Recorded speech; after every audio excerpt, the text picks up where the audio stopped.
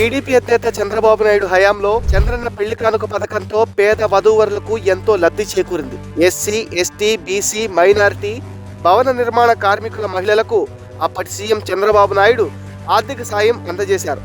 TDP హయాంలో చంద్రన్న పెళ్లి పథకంపై పొంగూరు నారాయణ ప్రత్యేక దృష్టి సారించారు. టీడీపీ శ్రేణులతో ప్రత్యేకంగా సర్వే చేయించి అర్హులైన వారిని ఎంపిక చేసి దరఖాస్తు చేయించారు. అప్పట్లో వేలాది మంది నవ వధూవరులకు చంద్రన్న పెళ్లి కానుక ద్వారా వచ్చిన నగదుతో జీవనోపాధి ఏర్పాటు చేసుకుని ఆర్థికంగా బలోపేతమయ్యారు.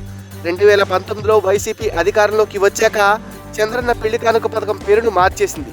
వైసీపీ సర్కార్ ఎవరికీ సాయం చేయకపోగా 3 ఏళ్ల క్రిందట చంద్రన్న పెళ్లి కానుకను వైఎస్ఆర్ కళ్యాణమస్తుగా పేరు మార్చింది.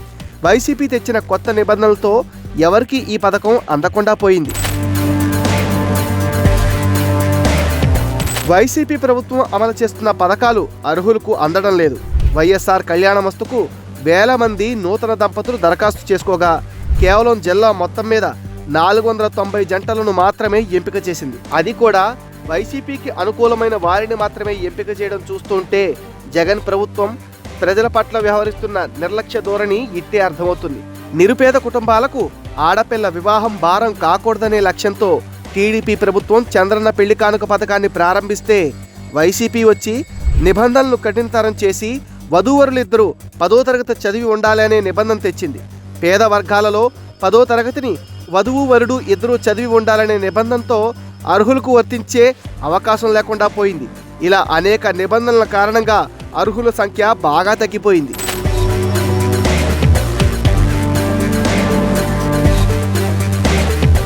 వైసీపీ సర్కార్ అమలు చేస్తున్న వైఎస్ఆర్ కళ్యాణమస్తు పథకంలో లబ్ధిదారుల సంఖ్య టీడీపీ హయాం కంటే చాలా గణనీయంగా తగ్గిపోయింది.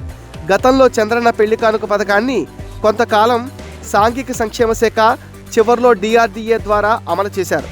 వైఎస్ఆర్ సర్కార్ సచివాలయం ద్వారా ఆన్లైన్లో దరఖాస్తు చేసుకోవాల్సి ఉంది. ఈ నేపథ్యంలో పథకం అమలుపై ప్రజల్లో అనుమానాలు వ్యక్తమవుతున్నాయి. 3 ఏళ్లుగా ఈ పథకం నిలిపివేయడంతో సాంఘిక సంక్షేమ శాఖ, డిఆర్డీఏ వద్ద వేల దరఖాస్తులు పెండింగ్లో ఉన్నాయి. వీటి పరిస్థితిపై జగన్ ప్రభుత్వం ఎలాంటి స్పష్టత ఇవ్వలేదు. మరోవైపు తాజా నిబంధనలు పరిశీలిస్తే అందరికీ సాయం అందే అవకాశం కనిపించడం లేదని లబ్ధిదారులు ఆవేదన వ్యక్తం చేస్తున్నారు.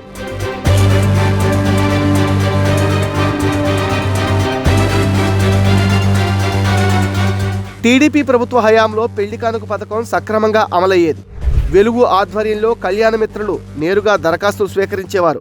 వివాహానికి సంబంధించిన ఆహ్వాన పత్రికతో పాటు కొన్ని ధ్రువపత్రాలతో దరఖాస్తు చేసుకుంటే కొద్ది రోజులకే లబ్ధిదారుల ఖాతాలో నగదు పడేది. 2019 వరకు సక్రమంగా చెల్లింపులు జరిగాయి. ఎన్నికల నోటిఫికేషన్ వెలువడిన తరువాత మాత్రం వందలాది దరఖాస్తులు పెండింగ్లో ఉండిపోయాయి. వైసీపీ ప్రజాప్రతినిధులకు వినతులు వెల్లువెత్తినా ప్రభుత్వ అధికారులు పట్టించుకోలేదు. అయితే నామమాత్రంగా కొంతమందికి మాత్రమే కళ్యాణమస్తు నిధులు వేస్తున్నట్టు వైసీపీ ప్రభుత్వం హంగామా చేస్తూ సీఎం జగన్ తాడేపల్లి నుంచి బటన్ నొక్కినా ఇప్పటి వరకు ఆ నిధులే పడలేదు. ఎప్పుడు వస్తాయో అంటూ పలువురు లబ్ధిదారులు పెదవి విరుస్తున్నారు.